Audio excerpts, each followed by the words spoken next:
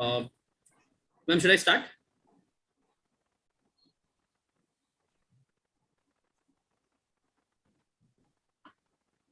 Okay. 30 Yeah, seconds. okay. Okay, ma'am.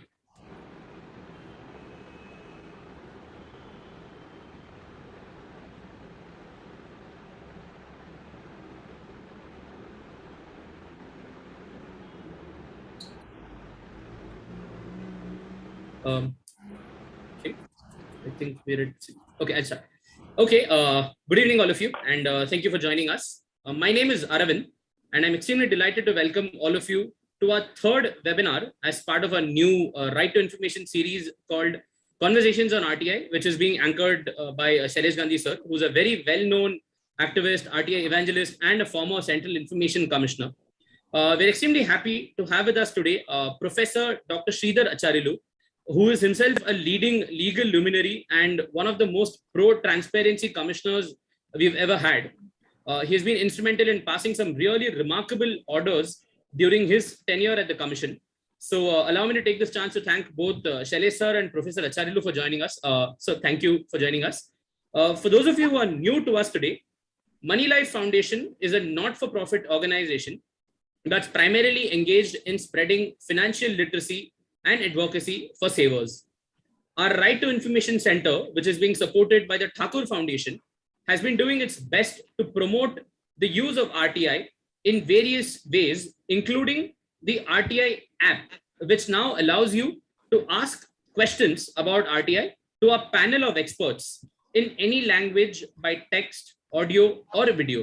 My colleague Akshay will be sharing a link of that in the chat in case you wish to download it. So please do have a look at that and do definitely download that. Before we officially begin, allow me to take this chance to share a couple of rules that we need to follow. We've kept all of you on mute during the session.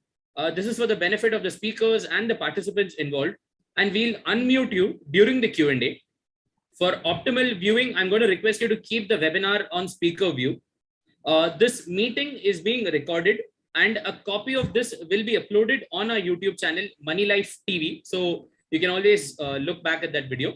Also, during the Q&A, please use the raise hands button option that's available on Zoom. It's available in the bottom if you're on your laptop, and if you're on your phone, you can see that in the bottom too. Please feel free to use this chat section to share your comments, questions, observations. But as a sincere request, please do not send it to us in the private forum. Please send it only in the public forum. We will not be able to respond to private messages. Also, I'm going to request all of you to keep your cameras switched off during the course of the discussion so that your privacy is intact. I think without taking too much time, I'm now going to have to request Gandhi sir to take over. Sir, over to you. Rakesh,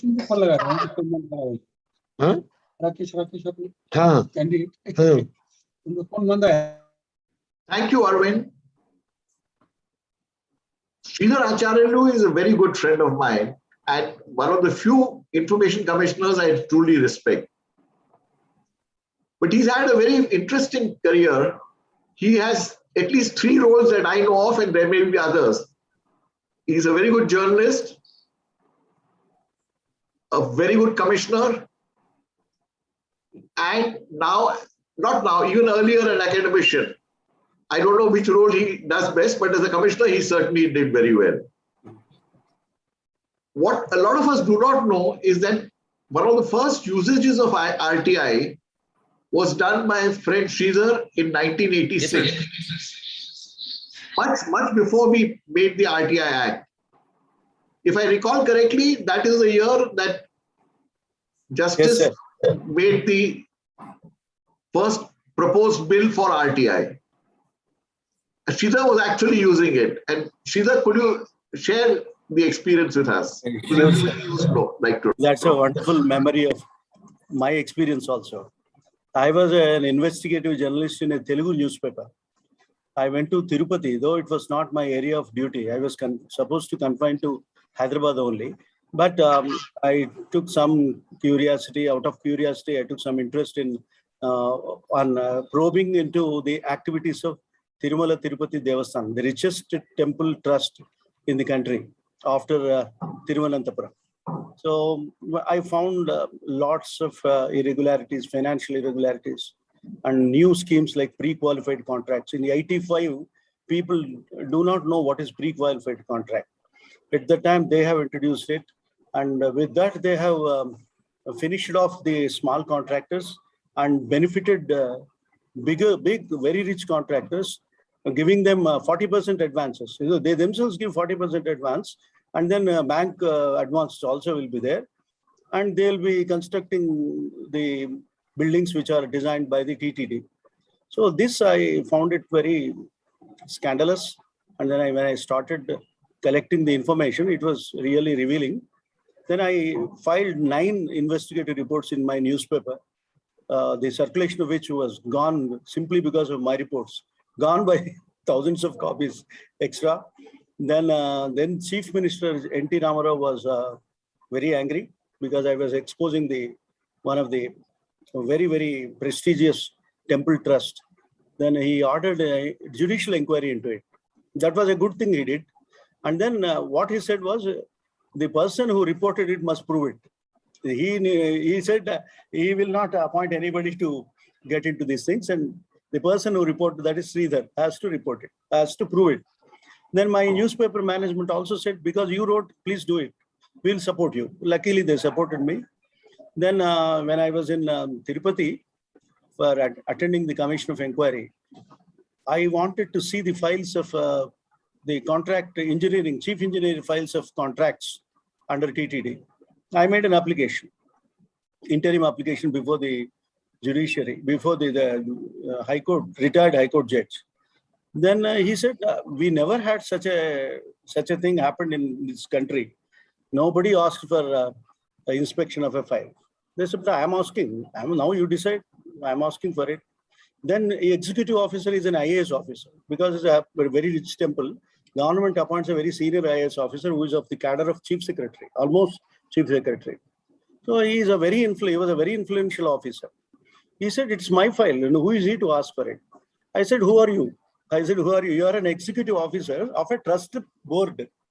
You are not owner of the files. You are not owner of the money. I am the owner of the money because I donated 100 rupees whenever I go to Tirupati. I donated 100 rupees. I am the owner. I am the devotee. I am the reader. I am the general member of a public. It's my file. That was my argument. And fortunately, argument was accepted. And then they gave me the chance of inspecting thousands of files. And each file was consisting of thousands of pages. Then it was a Herculean task for me. I don't know what to do. But luckily, I could lay my hands on one of the files in between, just like that, random looking at a file. And then a cursory reading of that file made me to discover very incriminating documents. And by the end of the evening, I could discover 385 documents, which are very useful to establish what I have made in my reports. All my allegations could be proved with those copies. So nobody can say that I am factually wrong. So around 385 documents are list of the documents I made. I went on writing on a page. At the time, the computer was also not very popular. There was no computer at our availability. So there was a copying facility, but I went on writing on a white paper. And the 2 sides of the white paper were full of the numbers and pages. So the list of 385 documents was ready. The next day, I made an application for photostat copies signed by the responsible authority. I didn't say certified, but I did not use that word. Signed by the responsible authority, it should be there, handed over to me. Then again, the arguments went on, very fierce arguments. They have appointed senior lawyers of the state. And then I was also supported by one lawyer, but I was feeding him complete information. At some points, the judge asked me to explain. I went on explaining. And again, the same points were raised. Who is the owner of the files? I said, who are the owners of a temple? Lord Venkateswara is a legal personality. He is the owner. And you are a trustee. You are a manager at the most. You are an officer who manages the trust office. So you have no right to deny inspection of files and copy of files to me unless there is a scandal. Then they gave me all 385 documents, and I could prove. And the record of my submissions and the list of documents is available in Andhra Pradesh Assembly now. That report is the proof of my work. Very nice. This is the first major use of RTI that in the country that I've heard of. Tell me something now, going to another topic. Sridhar, you've been a commissioner yourself. You observed other commissioners, been a colleague of theirs. What do you think are the qualities that should be looked at before selecting an information commissioner? What are there's no criteria right now. It's eminent, everybody is eminent in this country. Eminent. What do you believe are the necessary and the possible desirable criteria for selecting a commissioner? It's a very, very vague expression, sir. Whenever there is a vague expression in law, it gives huge discretion to the authorities. Out of uncertainty and undefinability of a term, the officer assumes more powers, extreme powers, and he can do anything, and it will be covered by that. That is the problem of the clause that empowers the government or gives a huge power to the government to appoint anybody from those 10 subjects, rather around 9 subjects were explained in the Act. So eminent persons from that have to be selected, but they did not even follow that literally. Forget about the vagueness of the expression. But when there's a clear mandate that you have to select commissioners from those subjects, they have completely ignored some of the subjects and they have totally depended on 1 or 2 areas of like administration and management experience. That's all. They picked up commissioners, 90% of the commissioners, at least roughly speaking, are picked up from that category only. And very rarely people like you and me are appointed. It is a very rare thing. And you came on invitation, but I was surprised to become a commissioner because I made an application and forgot. Nobody was there to take my application to the authorities. I requested some of the MPs to take my application, but nobody did it. Then I simply forgot it. Then I was surprised when I got a call from the PMO that you are appointed. Okay. Now let's, Sridhar, a lot of things we agree on, but there are certain interpretations of the law where we disagree also, which is how it should be. Let me ask you a few contentious things, and how do you interpret this? 2F says information relating to any private body, what is right to information, which can be accessed by a public authority under any law for the time being in force. Now, some people say, therefore, any information about a private body should be available to me. For example, the income tax authority can ask for any bill. Is that the right position, or what should be the right position? See, the position is this. The whole information is available with the private bodies only. Very, very little information is available with public authorities of their own. But most of the public authorities are regulatories, and there is a statutory duty cast upon the private bodies to submit certain reports to various authorities. These are the reports available with the public authority. So they are supposed to share it. That's what they are saying. They are not saying that entire public information has to be in public domain. Entire purpose, objective, and declared the target of the Right to Information Act is to provide access to information available with the public authorities. So a public authority, if it has authority to collect a report from a private body and it is available with them, they have to give.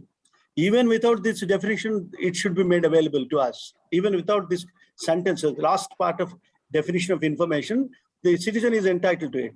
But to make things clear, the definition was drafted very well. And they said, if private information is accessible through a legislation, then I'll give you an example. There is one law called Society Registration Act in 1860. And it clearly provided for right to information right to information and access to information held by the society in the society's registrar's office. And they also prescribed fee of 25 NP, 1860 25 NP. Until today, it is the same.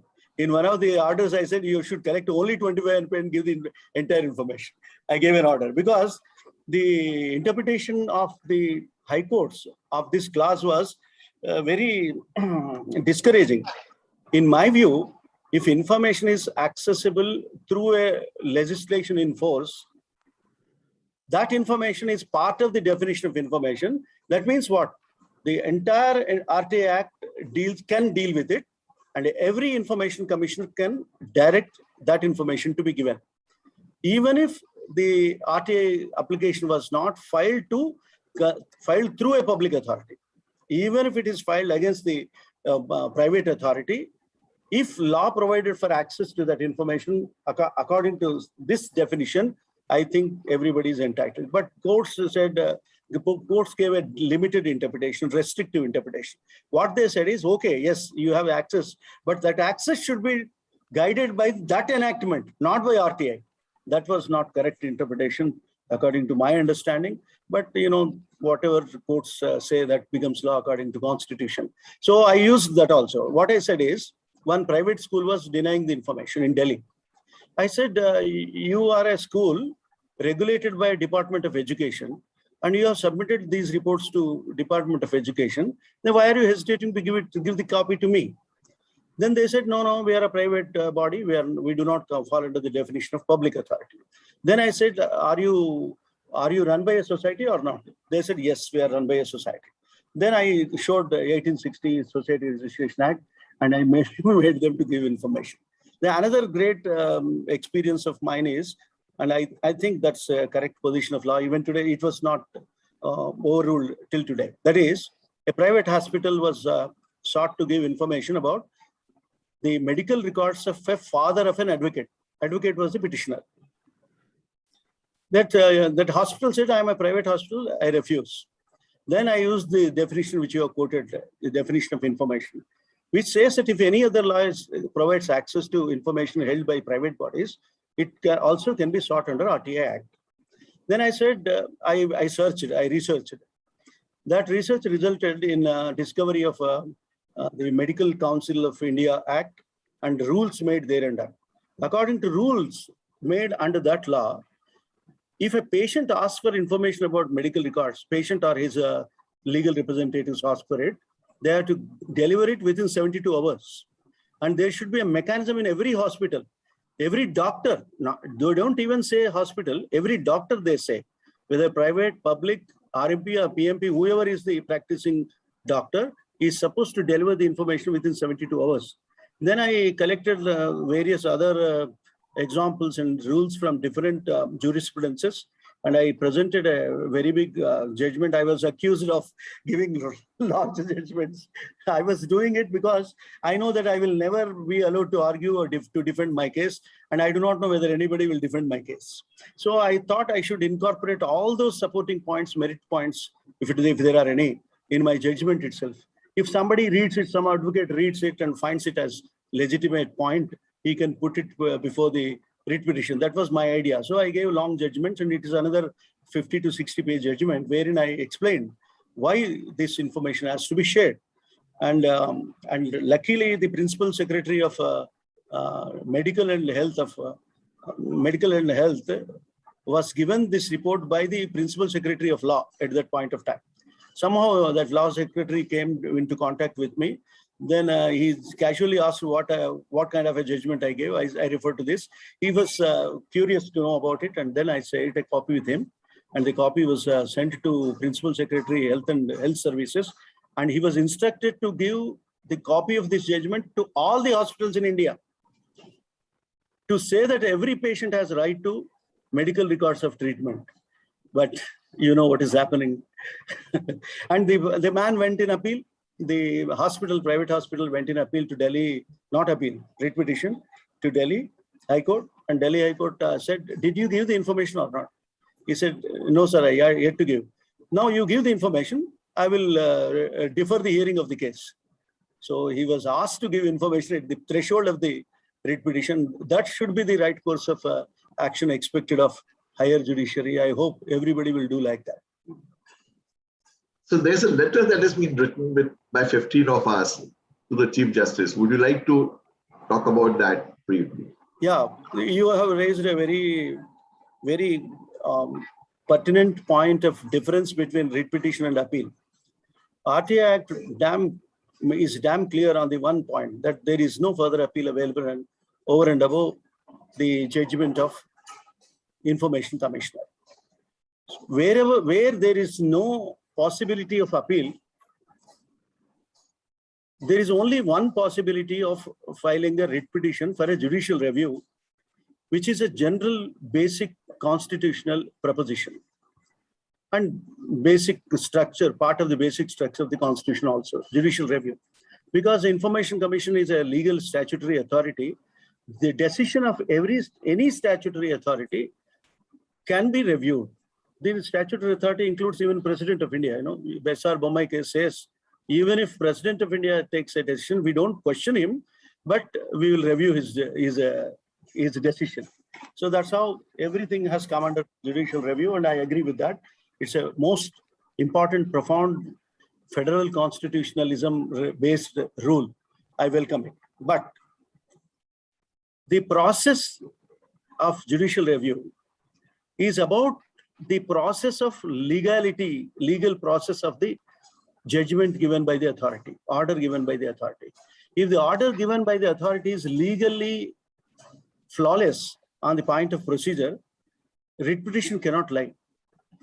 Writ petition, in a writ petition, high courts cannot enter into the merits of the order. They can't increase the fine or reduce the fine, or they can't reject, or they cannot annul the notice issued for penalty, show cause notice issued for penalty, or they can't say that the information disclosable it is not disclosable information, so don't give information. They can't do all these things. They can't enter into this debate at all, because the jurisdiction of the judiciary was excluded when you created a separate tribunal. And that is the reason why the government in the recent days is starving the tribunals and abolishing appellate tribunals. If you have noticed, 9 appellate tribunals were abolished, and 240 vacancies are deliberately kept in tribunals, because they know that High Court's jurisdiction authority of the examining the legality of the orders is being exercised by the independent tribunals, and they don't want that independence be left with tribunals, and they want it to go to High Courts itself. Finally, High Courts. And High Courts, you know, there are 455 vacancies in High Courts positions. So when this fellow's judgment will come, you imagine a situation where Information Commission is abolished. It is almost like that. If Information Commission is abolished, where is it the person whose information was denied by First Appellate Authority should go? High Court. Now, is it possible for the information applicants to go to High Court and get relief? They cannot. So what is it we have ultimately done? We have denied the justice. So this happened to censorship, cinematography censorship board. It happened to income tax appellate board. It can happen to so many other boards, patents board, and so many other things. You mentioned yeah, sorry. One point. So my point is, as far as High Courts are concerned, they have to be confined to judicial review of the legal process. They can't go beyond. Then coming to Supreme Court, sir, this is the issue. Supreme Court has a wider discretionary power, and to do complete justice, they were given extraordinary powers to say anything. So to do complete justice, they can say anything, and whatever they say becomes law. That's required in a democracy like India.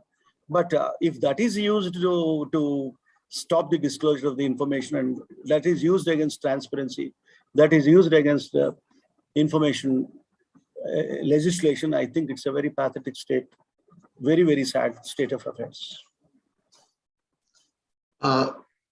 Your view about the PM Cares Fund, is it a public authority? Look at the name, sir, PM. It is not Modi Care Fund. If it is Modi Care Fund, we would not ask for it. It is Prime Minister. And Prime Minister is a public authority, constitutional authority. And then who is the controller of the entire fund, sir? It is again Prime Minister. Prime Minister is the executive head of the trust, and it is handled by the ex officio secretaries in their ex officio capacity.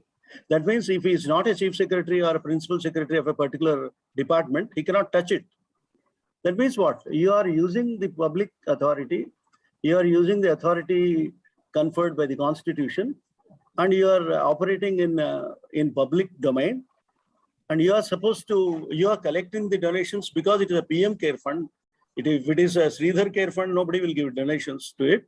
So you are talking about your authority, you are using your ministry, you are using your websites, official websites to advertise and ask for donations, then how can you escape the responsibility of being accountable and transparent? That is one thing. Secondly, recently they agreed it's a public trust. So let it at least go with public trust. Public trust means what? You hold the entire money of the donors for the welfare of the beneficiaries. In a trust, in a contract, only a party can ask a question. But in a trust, beneficiary, trust board directors, members, and owners who created the trust also can question. And beneficiaries include general public. Anybody can question. So even without Right to Information Act, simply because you are a public trust, you are supposed to answer accountable and be transparent. That is one aspect. Then I have another very important point. Going by the definition of public authority, the control decides, control, not substantially funded. They are exclusive, R, they are separated by O or R. So when they are separated by O or R, when there is a control, visible control of the public authority over the fund, they are public authorities. They can't escape. They are supposed to give. But unfortunate that we are not in a position to ascertain these aspects in a court of law because of COVID. COVID also helping against RTI. COVID is against RTI.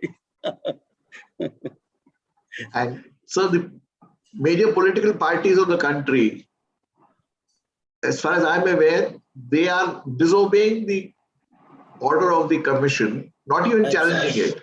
Not even challenging it anywhere. Yes, sir. Absolutely. It's a defiance. It's a defiance of the CIC order, which became unappealable now because of various other, the lapse of time, because of lapse of time. And there is no complaint. There is no petition. I was arguing with my co-commissioners when I was in the CIC. When they said it is being considered by the Supreme Court. I said, what is being considered by the Supreme Court? Not a challenge. There is no challenge. Read the petition. Then when I brought the petition and read out in the meeting, they understood that there is no challenge. When there is no challenge at all for the last so many years, how can you say that somebody has objection to it? Why the political parties did not challenge it in the Supreme Court? They have to obey it because they have not challenged it.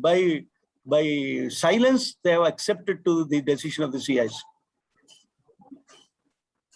There is a provision in law which says that if matter concerns life and liberty, the information shall be provided in 48 hours. Correct, sir. And I think you and I disagree on this. No, I'm agreeing. But on one adjective that you have made, we have some. That only.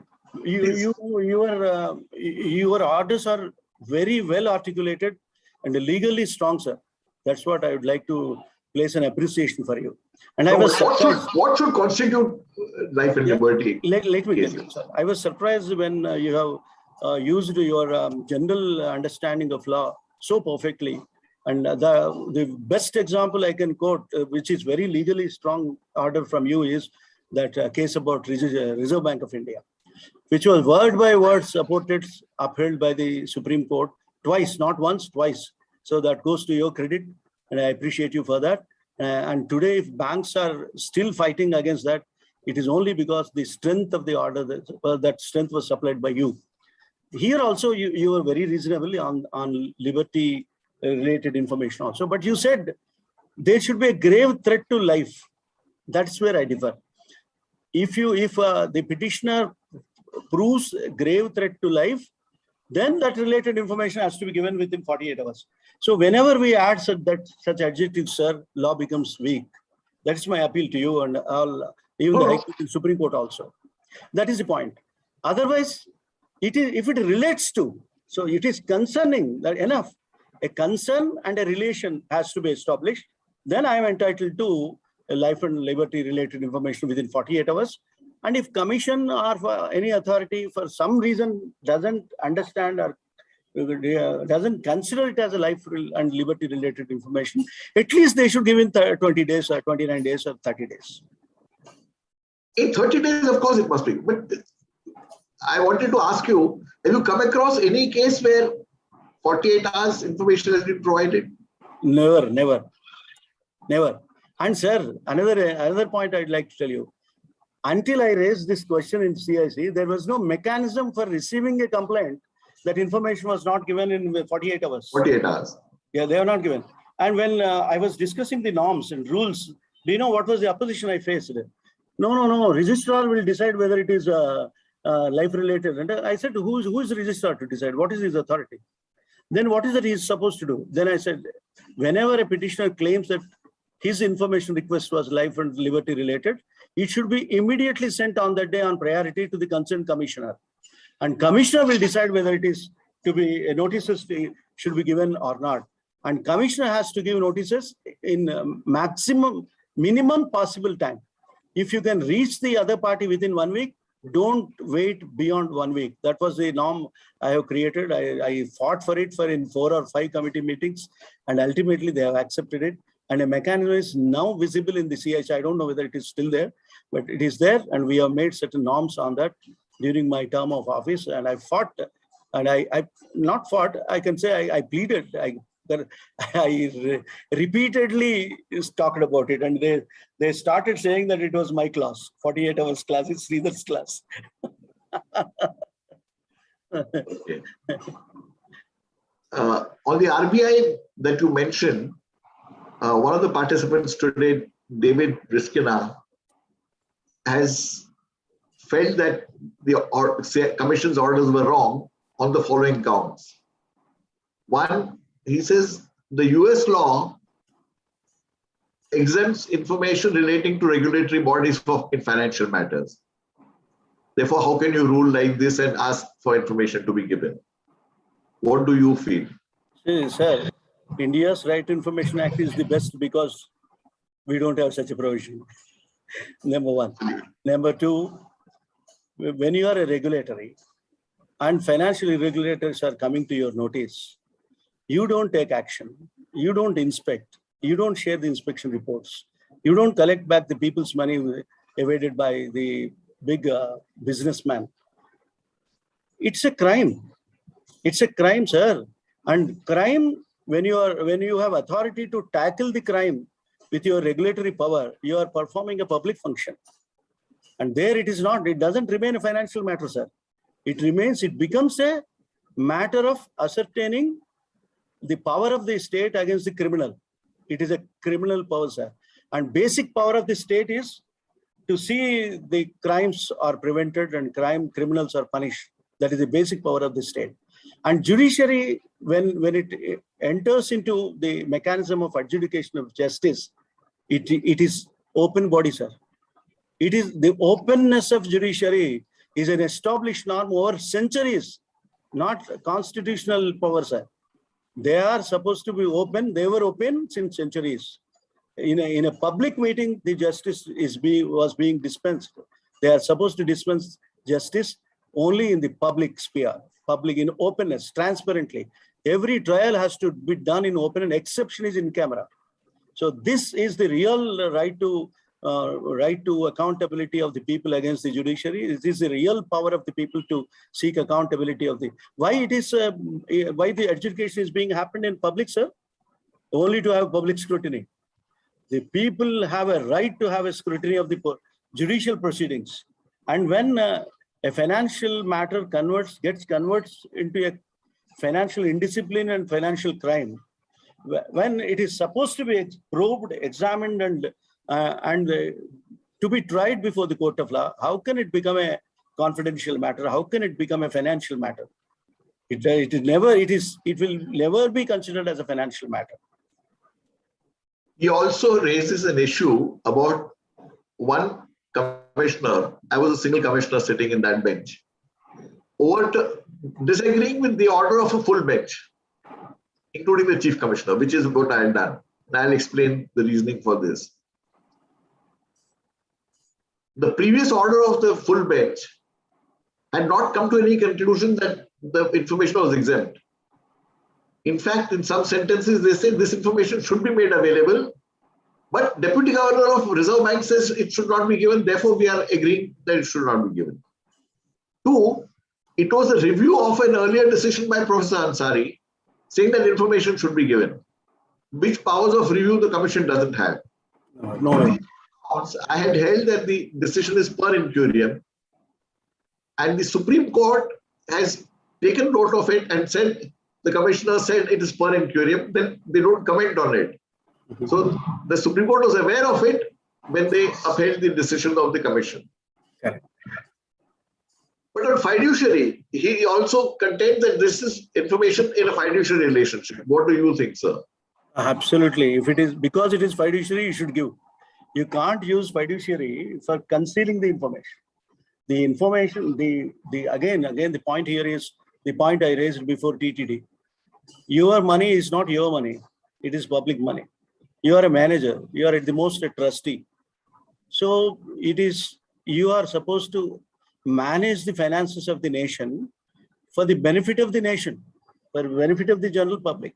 And if one member of the general public is having a doubt about its management, you have a duty to clarify it. And such a doubt, which is statutorily converted into a right in 2005 as a right to information petition, you cannot deny it. And being a public authority, you cannot deny it. And all the objections, all the grounds, all the fictitious grounds, baseless grounds, illogical grounds, illegal grounds were taken up to Supreme Court.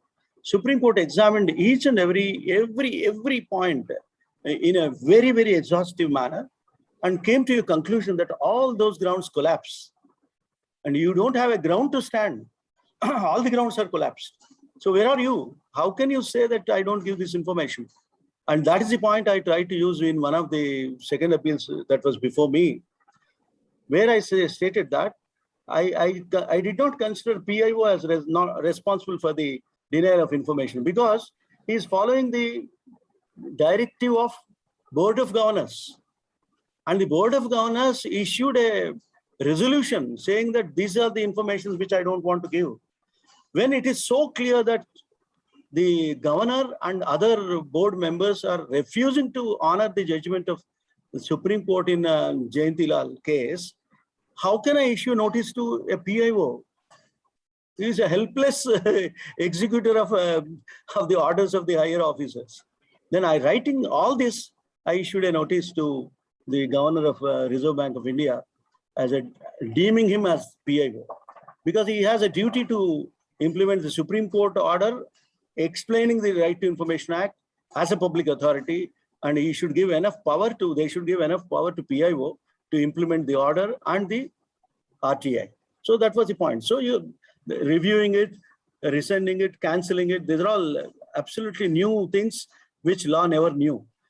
For example, sir, the banks have filed a petition before the Supreme Court to cancel the judgment of Supreme Court. How can anybody cancel the Supreme Court? No, Constitution never talked about it. There is no remedy called cancellation. There is a curative petition, there is a review petition, but that's all. There ends the matter. Thereafter, it gets finalized. Topmost final law laid down by the Supreme Court, and they have to implement it. But yet they are fighting, yet they are engaging the private banks to question the notices issued by the RBI. These are all absolutely sad state of affairs. There's an interesting anecdote about you had ordered that the PM's education degree should be given. Would you like to share some information about it? It is like an RTI petition, sir, and as a commissioner, I have to order for disclosure, so I will definitely disclose. Sir, a person gets into a professional course after writing a public entrance examination. And then he will be studying that course along with 60 students minimum. And every examination is a public examination, and every result is a public document. And it is published in newspapers and notified on the notice boards. And then at the end of the graduation, a ceremony is performed, and in that ceremony, you have to take an oath that you will be you are conducting yourself as a worthy candidate to have this degree.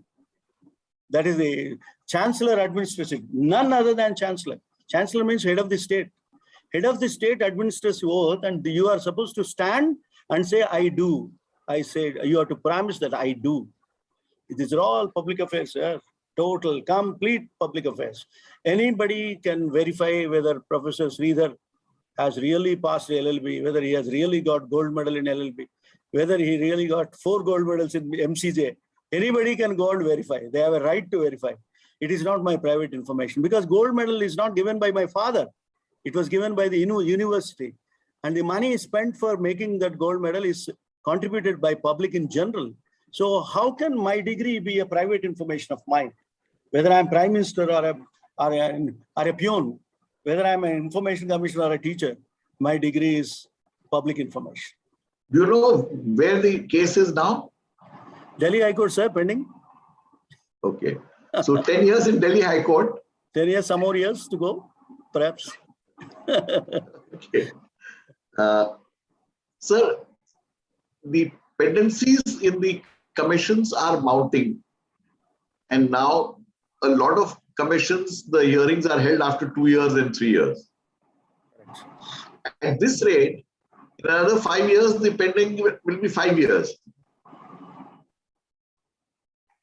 Do you think we are making right to information to right to history act? Absolutely. And what is the solution? And what is the solution? We are going to collapse under the weight of pending cases. It's a very pessimistic view, if I say so, but it appears to be so. I'm surprised, even now, some of the commissioners, I don't know about Central Information Commission, but I came to know about some state information commissioners. They don't hold the hearings regularly. If a commissioner doesn't hold the trials hearings regularly, pendency will naturally increase. This position is not for enjoyment. It is not for a post-retirement privileged luxury. It is for performing a public duty. So first point I would like to say is the age of the commissioner should not be, or it should not be used to bring in only retired bureaucrats. That is not correct. And because of that, the pendency is increasing. They are sometimes, even though they wanted to hear, they may not be in a position, physically fit position to hear the cases. So my request is there should be an examination for information commissioners, and when those who pass the examination are those who prove their merit, and they should be made information commissioner. There should be amendment to the Right to Information Act. But I hesitate to ask for amendment to the Right to Information Act because it will be totally written out. So I don't ask for it. But at least I suggest to the governments to implement the present law without amending it by appointing information commissioners who are of enthusiasm to hear the cases at least and understand RTI at least, and recognize their legitimate duty to discharge dispose of the petitions in a regular way until they complete 5 years of their, whatever, not 5 years, now 3 years of term. That is very, very important.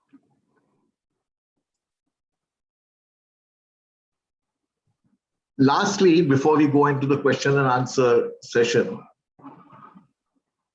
where do you think RTI will be 10 years from now? What is your forecast? Sir, unless more and more people join in it and take as a challenge to file RTI questions and make it a habit for the public information officers to give information, unless you cultivate a habit of disclosure to the public authorities, unless people massively involved in this mission as a mission, as a movement, very difficult to save the Right to Information Act. Very difficult. Because judiciary is also adding so many caveats, so many limitations, so many restrictions on the RTI. To take the example of Subhash Chandra Agarwal's judgment, in the judgment of Supreme Court in Subhash Chandra Agarwal case in 2019, the Supreme Court went into detailed commentary on right to information. Generally, we authors do that. We sit down and write commentary on that and get published one book. But Supreme Court took out a lot of its time and made a very good analysis. But most of the observations of the Supreme Court now became precedent. They are precedents. They became ratio of the judgment, and every PIO will be guided by this ratio. If that is the case, sir, discretion of the PIOs was enormously increased by the Supreme Court judgment. Instead of confining themselves to the issues that were raised before it, in that case, they went beyond and expressed their own opinions. Except Chandrachud's, Dhananjaya Chandrachud's, the perfect analysis, the other observations are a little problematic, and the practical utility of the RTI could suffer seriously because of that. So if at all PIOs have to draw some inspiration about the application of their mind and discretion in deciding the disclosure or non-disclosure of the RTI applications, they should study only Chandrachud's judgment. It is my request. Read dissent, or though it is concurring, a separate judgment was given by Chandrachud. I request all PIOs to read it. And I also request all the RTI activists to support that kind of analysis and criteria and oppose the other criteria, which is not in tune with the spirit of Right to Information Act. And also it's also not in tune with freedom of speech and expression, in the rubric of which you have right to information. Thank you very much, Sridhar. It's always a pleasure chatting with you, and I keep picking your brains quite often. Thank you very much. Now I'll ask Arvind, have you got a list of people who've raised hands, Arvind? Yes, sir. We have Commodore Lokesh Patra, who's here, who's raised his hand. Okay. I'm going to request sir to unmute and share his question. Sir, over to you. He is from the other side of the world. My greetings to you all from USA. And such a nice conversation we hear every 15 days, thanks to Moneylife. I mean, my gratitude to Moneylife. Two quick observations I'm making it on the discussion. One is that the PM degree case was not only this, it was mentioned in the parliament during the amendment of RTI rule discussion. I think Jairam Ramesh mentioned why government is amending it is because of that issue of a PM degree. This was recorded, it's available. Second part was on PM care funds, which Shailesh ji has raised the issue. Now, we are justifying so far that money is being collected by the various government authorities, and both India and abroad, entire government machinery is being used. In RTI response by the Commissioner of Income Tax on the exemption category, say it is control and all that, but money is not coming through. That's the only issue they talked. And I started calling it akin to an NGO. But the fact I'm going to tell you is now, during COVID time, some money has been allotted time to time through PIB release. Now it's a PM PIB release, minded that PM Care Fund will be giving it. Now think of it, PIB release is for government people, and it's a Prime Minister PIB. If that is not enough, all expenditure, whether it was ventilators, whether it's oxygen plants, whether it is vaccines, for which money has been allotted by the PM Care Fund, has been expended through the government. Ventilators, all average, Ministry of Health and Family Welfare.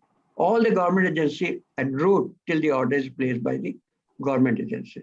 Same is vaccine. Lokesh, a little shorter, just wanted observation on that, so the more people are aware about this. So that is the second point, is not only collection of fund, it is an expenditure collection of fund, where the entire government machinery is being used, and the funds like public cash and the non-public cash like PM Care Fund is being merged at a different situation. That's the point I was saying. That's it. That's it. Right. That's informative. Yeah. Okay. Any other queries? Please limit it to 60 seconds so that we can. I think Suchita wants to say something. Yes, Suchita ma'am had a query. I think, ma'am, can you share? Yeah. Small query, Sridhar ji. You know, we had a big discussion on what to do about RBI, and we know that the banks are back in court wanting to cancel the judgment. What do you think we as people can do? We've written about the inspection reports that have been released so far. I think Moneylife is the only one that has put out. And those inspection reports show two things. One is that there are no names mentioned. So banks talking about privacy, it's mischievous because it's not true. They have redacted everything. Okay. And on the broader issue, it's very clear that there is a need for this information, as you said, to be in the public domain. Do you have any suggestions on what is it that we, the people, or we as activists, savers, investors, can do to oppose it? Can it only be that there is somebody with a PIL and he gets attacked with very expensive lawyers and that's the end of the story? First of all, I think we have to enlist the services of good lawyers who can defend our cases. We have to intervene, and then we have to defend the Right to Information Act. That is, and the judgment of Supreme Court in Jayantila. That is the first course of action we should think about. And the second, we should raise such RTI requests in every relevant way. Wherever there is a need for information, we should not hesitate in raising the RTI questions. We should go on doing it. It should be like a movement. I think these are the two things which will increase the pressure on the banks and regulatories to have some system of giving information. So we have to make them to do it. We have to compel them. We have to raise a pressure group. We have to organize a pressure group through legal processes and the social processes also. We should think about it. This is the idea all of a sudden that I can say, impromptu idea that I can give, but we can think about it and we have to do something. And you are doing it. You are doing it, and it has to be done by all. In every city, it has to be done. Anyone else? We have people who have raised their hands. So I'm going to request Dr. Amitra Sudan. Dr. Amitra, can you please unmute? Yes, sir. Dr. Amitra, I'm going to request you to keep your question really precise. We don't have a lot of time for long 60 questions. seconds, please, Amitra. Yeah. Yes, sir. Yes, sir. Yes, sir. Very good evening to all the dignitaries, Shailesh sir and Professor Acharyulu sir. My question is that in my last 15 years experience, I found that if the appellate authority orders the SPIO to supply the information, but SPIO or CPIO deliberately violates the order of the appellate authority, first appellate authority. And when I have written that first appellate authority remains silent when I ask that you please take steps to implement your own order, because the Department of Personnel and Training guidebook for the first appellate authority, it is mentioned that it is the duty of the first appellate authority to enforce its own order. Basically, it is the duty of the authority who is passing the order to enforce its own order. So how I can proceed here? I thought of that I can approach the higher authority to take a disciplinary action against the first appellate authority. So you know that higher authority will remain negligent to take an initiative, and I am not in a position to take the matter before the court, because as I said that hiring the lawyer, etc. are involved. So what other avenues are open in this regard? So I want your advice, sir. First of all, you have to keep on writing letters, representations, petitions. You have to raise the level of questioning and then file petitions before the appropriate authorities. That is one way. Hold press conferences and talk about it loudly, and then do certain some dharnas, because they are non-legal processes. I'm not saying illegal. I'm saying non-legal processes. So you have to do all these things. See, you are damn sure that there is an order of disclosure by the appellate authority not being implemented. Then what to do? There are all things to do. And if you have any pro bono lawyer available, please file a writ petition also. And Dr. Amrita, one suggestion.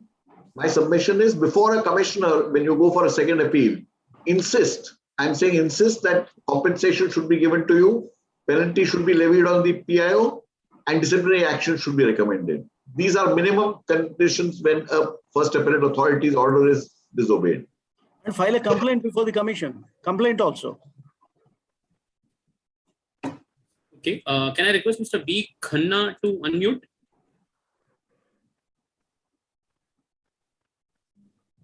Mr. Khanna? Yes, sir. Sir, Yeah, Mr. Khanna, can you please share your question really quickly in 60 seconds? Yeah. I am referring to an RTI application and the judgment of CIC where the sir only has passed an order for IBA to be declared as a public authority, Indian Banks Association. Now, Delhi High Court gave an ex-party stay to IBA without listening the other party. And this case is pending for the last 4 years now, thanks to COVID and thanks to the normal procedures of delaying justice. What should be done? Because unfortunately, the RTI activist, Mr. R.K. Jain, is no more in the world. And normally this is what happens. I happen to represent the other the party, the Ita Bose. Sir may remember the case. And I represented him. I represented Ita Bose before you, sir. Please guide us, because my advocate also is not able to guide me. So if you can throw some light on this. Sir, I was talking to Mr. Shailesh Gandhi yesterday and today morning also. The 227 itself contains a provision according to which the life of stay is very, very, very small period. And the Supreme Court in recent times, in 2018, perhaps 18, February or March, they gave a very good judgment that that says a stay cannot operate for more than 60 days, and if the stay is not revived, it will collapse. It will collapse within 60 days. So again, the remedy is a legal remedy, appears to be legal remedy. You have to enlist some pro bono lawyer support. You have to advocate for it, or collect some money and do it, and question it, accelerate the hearing of the case, or ask for the declaration that stay has collapsed. And IBA should act as a public authority. Ask for it. Or file an RTI application before IBA, rejects it, file a complaint before CIC. So use all the processes that are available around. Okay. Can I request Mr. Altaf to unmute? Mr. Altaf?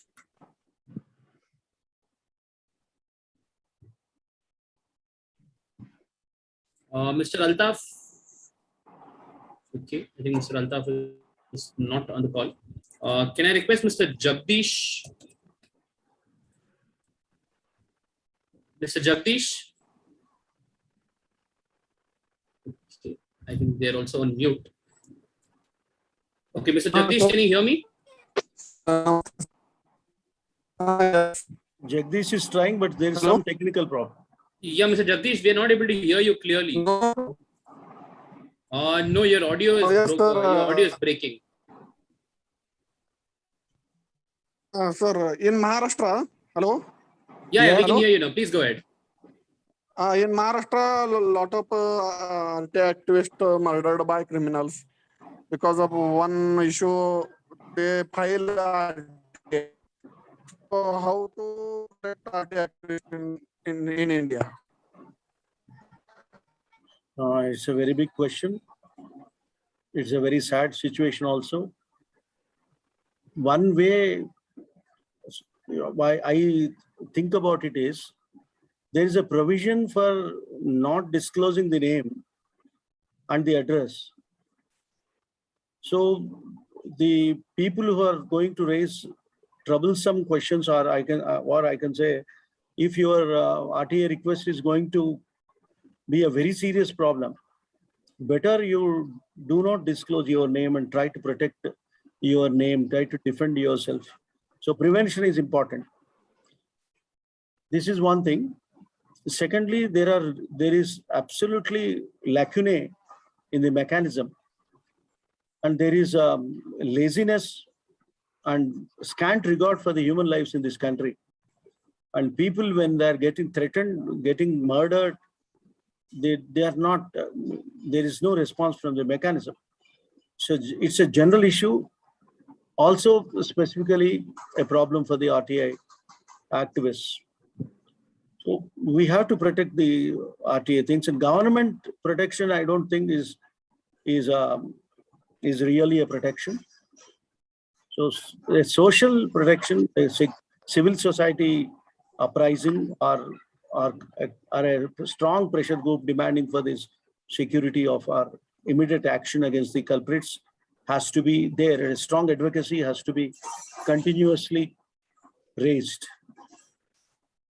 One other thing you can try is when you think something is likely to result into a very messy situation, get people from another city or another state to file the RTI applications. Another technique that is used is 8 or 10 people file the same RTI application. Correct. And it is not very easy for somebody to threaten 10 people or bring harm to 10 people. Next, Sarvit, anyone? Mr. Subhash Kataria is here. Mr. Subhash, I'm going to request you to unmute. Please keep your question precise. Yeah. So, Commissioner is supposed to expose wrongdoings with the help of documents. What do you do when Commissioner helps in suppressing the wrongdoing of documents? I'm facing to a specific case. I spoke to Shailesh Bhai also on this. He advised me to go to court. I've gone to High Court. But what do you do when I give evidence of wrongdoing in the hand of the Commissioner and the mockery of a right to abuse the Information Act as indulged by the PIO, who is the culprit in the entire matter, who has acted against the state government, and Commissioner is trying to suppress all this by passing a judgment against me, making my appeals void. That I have made too many appeals, and PIO is not going to give information against his own self ever. You do not expect the PIO to give papers against himself. And this is happening at the highest level of the government organization. And Commissioner is part of such an act, which is very, in my words, shameful. So the Commissioner not picking up my appeals. Wrong affidavits are there. I've given application for perjury. He's not even listening to the application for perjury. Is he the right authority to listen to perjury on his own affidavits or no? This squarely amounts to misconduct. If a Commissioner has done it. And you come on, initiate proceedings against misconduct. Fight it out. That is the way. Mr. Kataria, you're on mute. Sorry, I think Mr. Kataria was responding to that, but I think he's on mute. So RTI says that only 2 instances of documents are missing, and both the documents are mine from Commissioner's office. Given in his hand. And he suppresses it. So that's what I'm saying. It squarely falls under the definition of misconduct, which is a ground for removal. My suggestion is initiate the process. Whether it gets removed or not, at least people understand that there is a process like this is available and people may question it. So please initiate that. I'd like to give you an example. When I was a lecturer in a private law college, an IAS officer was writing an examination, an LLB examination in my college. Then he was copying. He's not only an IAS officer, but he was also Public Service Commission member. A Public Service Commission member who is supposed to conduct examinations fairly and select meritorious people to the government offices. He himself was copying. Then I caught. I did not fear. I organized and I took all the care so that nothing will go wrong. And I got him caught, and I reported to the university immediately without giving any time for anybody to review or withdraw it. So I did it in a jet speed. Then I faced lots of problems because of that. But because of this copying, his misconduct was established and he was removed from the commission's position. It is, Shailesh, this is one more adventure of my life. In my case, the beneficiaries for wrongful acts are some of the biggest industrialists in India. True. Their families. So that's what, sir. We have to use all the provisions available in the law. But I'm not sure whether it will really result in. But at least there will be a serious public discussion. People come to know that this fellow is doing like this. That is a real punishment. Arvind, any others? No, sir. I think we've already overshot our time, and we've had. I think we've had plenty of questions. So I'm now gonna request you to take over, sir. So over to you. Thank you very much, Sridhar, and thanks to all the participants and to Moneylife for supporting RTI activity like this. And to you, Sridhar, all the very best as Dean of Mahendra University. I'm sure you will do wonders there, like you did in RTI, and you were a godsend for RTI.